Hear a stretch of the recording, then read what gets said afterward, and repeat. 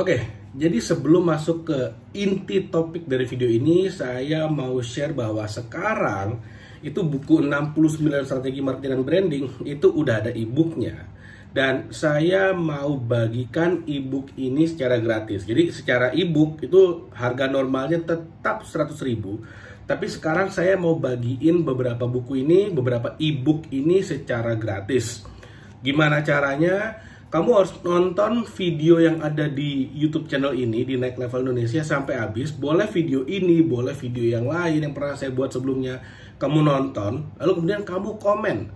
Nah, di awal komen, kamu tulis kata buku 69 baru komen. Nah, di mana komennya itu adalah kamu harus menjelaskan apa hal terpenting yang kamu pelajari dari video yang kamu tonton. Misalnya, kamu komen di video ini misalnya, kamu tulis komen buku 69, lalu kemudian saya paling suka ketika dibahas tentang, nah seperti itu. Jadi menurut saya hal terpenting di video ini adalah seperti itu. Jadi depannya ada kata buku 69, lalu kemudian kamu tulis komennya, di mana komen itu isinya adalah apa yang paling kamu sukai atau hal terpenting yang kamu pelajari dari video-video di YouTube channel ini. Lalu kemudian komen terbaik, komen-komen yang menarik itu akan dibalas oleh admin untuk bisa mengklaim e-book gratis dari 69 strategi marketing dan branding. Jadi harga e-booknya itu adalah harga normalnya tetap 100.000, tapi kemudian saya mau bagikan secara gratis khusus di bulan November ini saja. Oke, jadi sangat terbatas ya, jadi saya nggak mau bagiin banyak. Jadi siapa cepat dia dapat, dan hanya berlaku di bulan November ini. Dan yang menariknya lagi, gak cuma sampai di sana. Di e-booknya nanti saya akan kasih voucher tambahan senilai 100.000. Bayangin, barangnya gratis, dapat voucher 100.000. Nah, di sini saya pengen berbagi, saya ingin sharing, mudah-mudahan kamu yang dapat. Jadi silakan boleh nonton video ini sampai habis, lalu kamu komen, atau kamu nonton video-video sebelumnya dan kamu komen di sana. Ingat, depannya ada buku 69, lalu kemudian apa yang hal terpenting yang kamu pelajari dari video tersebut. Gitu. Nah, sekarang kita masuk ke topik dari video ini. Jadi kemarin saya nyetir, bawa mobil kan, saya nyetir di Jakarta, lalu kemudian di depan saya itu ada motor kayak nyerempet, nyenggol motor lainnya. Motor yang tersenggol jatuh. Oke, jatuh, tapi yang nyenggol nggak jatuh, dia jalan. Nah, tiba-tiba orang di sekeliling lari nyamperin itu, yang nyerempet disamperin, mau dipukulin lah. Ada yang lagi bawa kayu ikut mukulin pakai kayu, teriak-teriak, wah, jadi kayak rusuh gitu. Mukul-mukulin motor yang nyerempet. Di sana apa sih sebenarnya yang saya lihat gitu ya? Yang saya lihat ini bukanlah semata-mata masyarakat ini bukan lagi ngebelain orang yang diserempet. Menurut saya bukan ya. Menurut saya bukan. Yang terjadi adalah aksi main hakim sendiri. Yang terjadi adalah ya itu semuanya kriminal menurut saya. Yang mukul-mukul apa pakai kayu itu menurut saya kriminal sih itu. Karena nggak boleh seperti itu. Nyetop masih oke lah, ngejar nyetop masih oke, tanggung jawab lah ya. Itu masih oke. Di stop, suruh turun, suruh bertanggung jawab, nggak masalah. Tapi kalau sampai mukul, buat saya itu udah kelewatan. Buat saya, yang saya lihat itu adalah orang-orang yang penuh dengan kemarahan. Ya tiba-tiba mereka marah entah kenapa ya. Mereka bukan marah karena ada orang keserempet, bukan. Mereka marah karena mereka udah marah aja dengan kondisinya. Entah mereka nggak punya duit, entah mereka punya beban hidup, mereka bermasalah di kantornya atau whatever lah. Ini orang-orang marah semua. Orang-orang yang tidak happy. Ada kejadian dar itu kayak pematik aja. Dilampiaskan ke sana kemarahannya.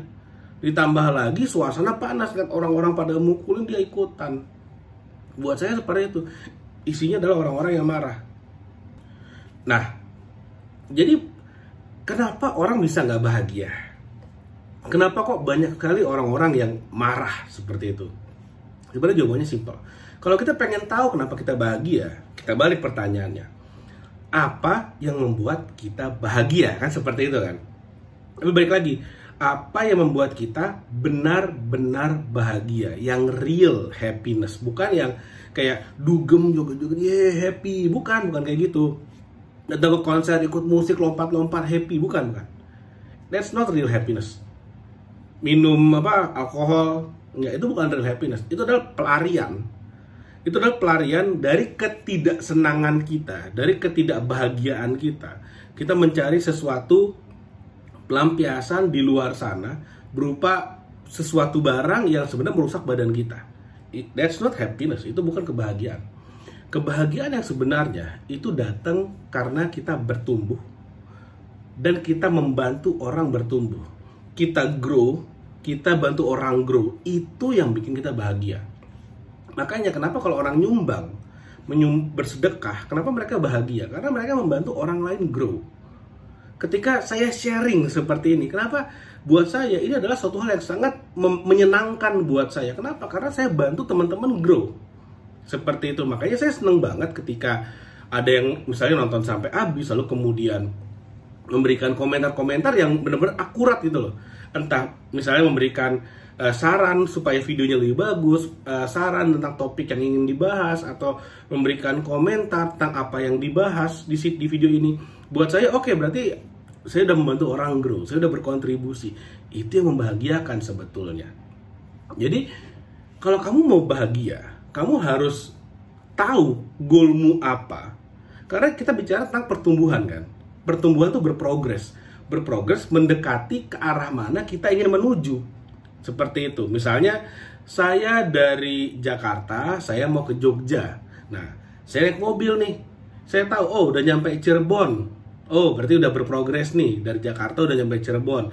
Terus, oh udah sampai Tegal nih. Oh udah sampai Semarang nih. Ntar lagi belok ke selatan nih, kayak gitu. Jadi, ada progres, itulah yang membuat kita bahagia. Ketika kita nggak berprogres, itulah yang membuat kita unhappy. Sangat-sangat tidak bahagia. Nah, supaya kita tahu kita berprogres, kita harus punya goal. Harus punya tujuan. Misalnya, kalau saya pribadi, saya buat sangat simple sekali. Goal saya bagi 3. Goal keuangan, goal kesehatan, sama goal relationship. 3 ini aja. Jadi, goal saya nggak banyak. Dan saya bikin progresnya itu sedikit-sedikit, tapi setiap hari. Dan saya buat dalam sistem. Kalau saya, maksudnya apa? Misalnya dalam dalam goal kesehatan, saya ingin mencapai berat badan sekian, maka dalam satu hari saya harus melakukan pull up sekian kali, saya harus melakukan sit up sekian kali, saya harus melakukan sekian ribu langkah, dan kalori yang masuk hanya sekian kalori setiap harinya. That's it, selesai, simple. Jadi itu aja saya lakuin. Bangun pagi, saya olahraga sedikit di rumah, lalu kemudian saya jalan muter-muter, lalu kemudian saya pastikan saya baru makan siang misalnya, saya nggak makan pagi misalnya. Jadi dengan cara-cara seperti itu, saya bisa melihat progresnya setiap hari, saya nimbang setiap hari, supaya saya bisa lihat progresnya. Di sanalah happiness. Wah, happy kayak gitu. Di bisnis saya misalnya, saya punya target. Oh, sekarang saya mengelola sekian properti, nanti saya harus punya sekian properti.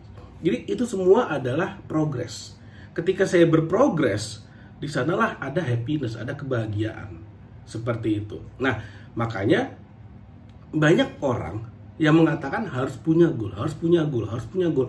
Itu bukan sekedar kata-kata motivator yang lagi memotivasi, bukan. Punya goal itu adalah esensial dalam hidup kita. Sangat penting sekali. Kalau misalnya saya tanya ke orang dan dia mengatakan, ya terserah deh kemana hidup mengalir membawa. Ingat loh, air tuh mencari air terjun jatuh duar, selesai udah kayak gitu.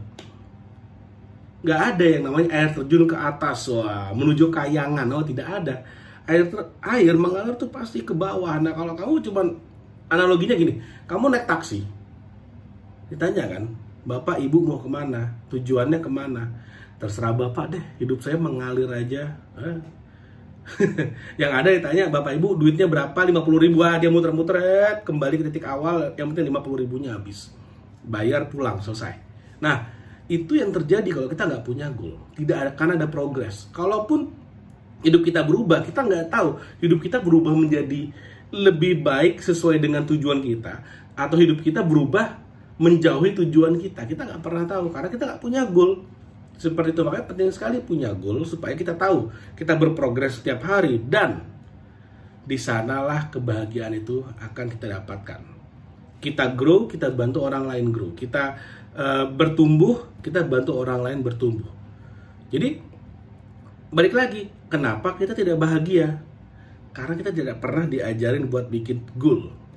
Nggak pernah diajarin. Kita goalnya pasti 1 tahun mau bagaimana, 5 tahun kita akan kemana, 10 tahun visi hidup kita mau kemana. Tercapai nggak tercapai itu urusan lain. Yang penting kita punya goal dan kita step by step sampai di sana. Misalnya, saya mau punya uang 1 triliun misalnya contohnya. Ternyata dari target saya 2 tahun baru tercapai setelah 5 tahun. Salah nggak? Ya nggak salah. It's okay. Yang penting berproses terus menerus. Ketika kita tidak berproses, ketika kita tidak bertumbuh, maka di sanalah kita akan merasa tidak bahagia. Dan yang paling penting, satu hukum alam. Ini hukum alam loh. The nature of life is to grow. Sifat alami dari kehidupan itu adalah terus bertumbuh. Ketika kita tidak bertumbuh, maka kita ngelawan arus kehidupan. Ketika kita tidak bertumbuh, maka kita mati. Karena sifat alami kehidupan adalah terus bertumbuh. Kita tidak bertumbuh, ya kita mati. Sesimpel itu aja. Banyak orang dikubur umur 65, 75, tapi matinya dari umur 20. Tapi mereka udah nggak hidup lagi dari umur 20. Nah, kamu yang udah nonton video ini, jangan sampai melakukan hal yang sama. Oke, mudah-mudahan apa yang saya share bermanfaat. Terima kasih sudah menyimak dan sampai ketemu lagi di video berikutnya.